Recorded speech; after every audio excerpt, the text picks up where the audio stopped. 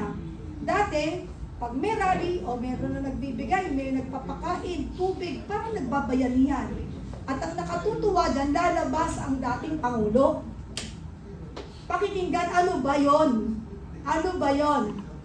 At doon ko nasaksihan, yung mga walang harap, lumabas siya. Maya-maya, pinakain niya pa. Open-minded. Bukas ang gate ng Malacanang. Opo, pinakain pa niya lahat ng nagrarally. Oh, kumain na ba kayo? Di ba yun ang tanong? And he is, yung willingness niya to listen and to know what is yung problem. Kaya, upon hearing yung mga inilatag ng mga nagrarally, nagkaroon ka agad ng pagpapatawag sa iba't ibang mga kabineteng involved dun sa mga reklamo at panawagan ng taong bayan. And that is the reason why immediately ramdam ng tao na merong susolusyonan at ma-resolve ang mga problema. Eh kung bubusalan mo ang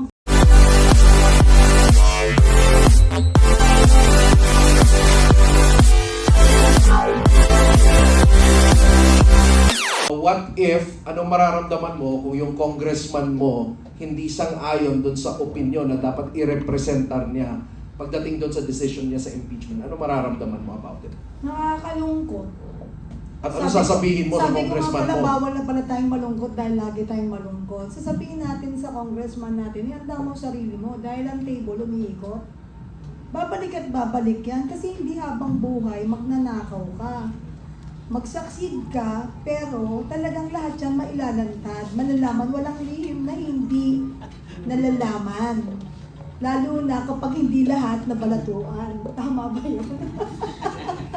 That's reality, di ba? Sabi nga nila, ang matakot ka pag hindi lahat nabahaginan. Dahil may puputak dyan. Eh ngayon, greedy nga eh. Greediness is talagang magdadala sa iyo sa kalugmukan sa baba. Why? Pag nagbigay ka, hindi sapat kahit kanino. Kasi kapag greedy ka, ang ma-encounter mo, mas greedy pa sa iyo. Lalo na alam ng pinagbigyan mo kung saan inanggaling ang pinamimili mo. Tama? Kaya kanina po, pwede ko pong susugan yung kanina, Sir Rap.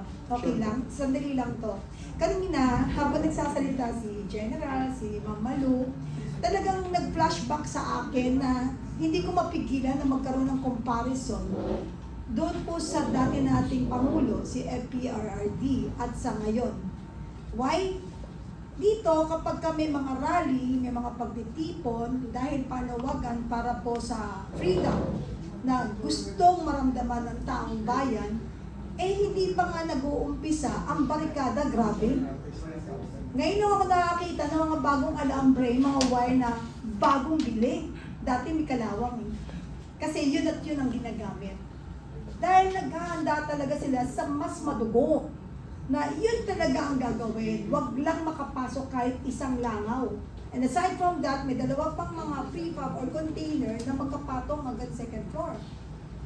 Magugulat ka na lang, hindi pa sapat. Meron doong nakatayo, nakaganon. Di ba? Ang nakapandulo mo at nakatutuwa.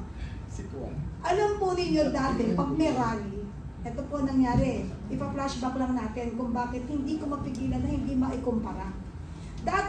Nung dati po sa ating pong past na administrasyon, kapag may rally, makikita mo dyan, may mga Pilipino, may palugaw pa sa nagrarally. May kitchen. O, parang hindi magutom mga nagrarally. Lalo nilang maisiwalat at maramdaman ang freedom na magsalita. At dapat kapag namumuno para po sa atin, ito po ay gabay para mamuno tayo ng tama at yung path na atin pong sususugan o susundan ay yung path kasama sa panawagan ng taong bayan. Pero how can you listen and how can you know yung reality at status ng ating pong bayan kung doon pa lang sa bungad, wala pang mikropono, ay nakabalagbag na yung mga harang. Pero alam niyo po dati, flashback ko lang ulit hindi ko natapos kanina. Dati, pag may rally o meron na nagbibigay, may nagpapakain, tubig, parang nagbabayanihan. At ang nakatutuwa dyan, lalabas ang dating Pangulo. Pakikinggan, ano ba yon? Ano ba yon? At doon ko nasaksihan Walang harap. Yung mga, walang harap, lumabas siya. Maya-maya, pinakain niya pa.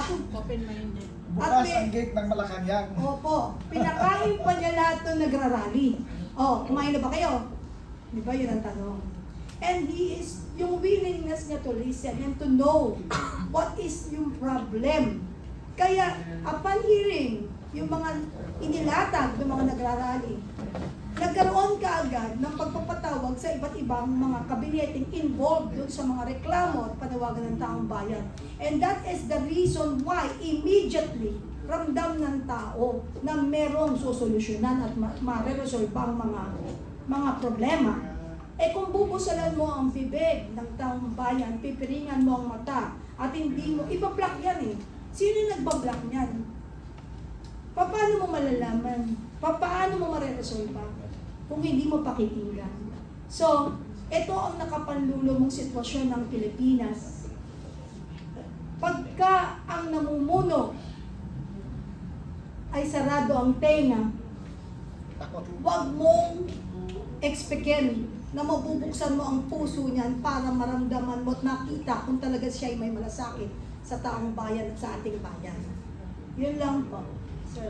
Alright, maraming salamat po. Okay, so actually ngayon may naririnig ako na may movement among citizens, no, na parang they are preparing to actually tell their mga representatives about this yung paparating na impeachment kasi may dalawang impeachment nga at sinasabi may grupo ngayon that what they're doing is they're district to district, they're collecting evidence after evidence. And in a way, they're saying na we are collecting right now because hindi na enough na parang rally-rally lang. And they're telling their, kilala namin kayo, alam namin na kayo yung bumoto dati sa dating impeachment. And if you're gonna do that right now, we actually have an evidence. We visited the sites, we took some photos and all of that. And it's about time that we take accountability to the next level beyond the rally, but really actual filing of the congressmen nila. So already there are some districts na ginagawa daw yun. Alright? So which is, I think, it's something that's magandang move, no? Na ginagawa ng mga tao para talagang alam ng mga congressman na hindi lang ito at the national level ang presidente ang dapat managot. But also, sa mga mismong decisions nila, hindi sila pwedeng magtago doon lang sa mga national issues, but people are already bringing up the accountability level doon sa district level and also evidence after evidence mismo doon. Kasi mas madaling hanapin yung evidence di ba? From the published na data at kung ano ang meron, tapos trace nila yung mga contractors. In fact, they were also saying na may nakausap silang mga local contractors who are also willing to say na ganito yung mga naging arrangements and all of that. So, sana mangyari siya all over the Philippines, no? Hindi ko alam anong extent ng scale ng ginagawa nila, but something is happening right now. Maganda yan ha. Naalala niyo yung mga botante sa distrito ni Congressman Momo? Sila nag-file na sa ethics eh. Oo. So, siguro, yung parati sinasabi, how do you remove a sitting congressman? Through ethics mo yan. Not through impeachment, not through the ombudsman, but through the Committee on Ethics. No? At crucial yan kasi kung yung utterances ni Congressman Barsaga na hindi pa siya congressman naging ground for his suspension, imaginein mo yung those projects sa distrito. Pag taong bayan na ang nag-file, ang taong bayan ang kumilos, napakalakas mo niyan. Kayo lang naman ang makakaalam kung dinaya yung inyong flood control project dyan eh. Yung DK, mali. Kayo lang ang nakakaalam niyan. So, siguro part ng bayanihan effort, kung ma-document nyo yan, naku Rob, napakaganda niyan. Kasi, probably hindi makakahabol sa impeachment, but it can add to the climate of such period. And when you file cases before the Committee on Ethics, that is already accountability and justice. Kasi hinahanap po natin yung hustisya. Kaya dumadaan tayo sa accountability process kasi kailangan natin ng hustisya. Ang sinasabi nga po nila, ito daw yung bagong people power. Although, iba-iba, katawag nila resibo power. Oh. Ano nangyayari? They're collecting the receipts, the everything, tapos at the same time some people at the local level who are willing to actually testify. At dahil dyan, pwedeng magbago ang politika eh. Yung sinasabi nila, oh, Manu, parati naman yan nananalo, oh, dynastic, pero pag ang taong bayan ng kumilos, dito sa effort na to, sila rin yung maghahanap ng leader nila. Yeah.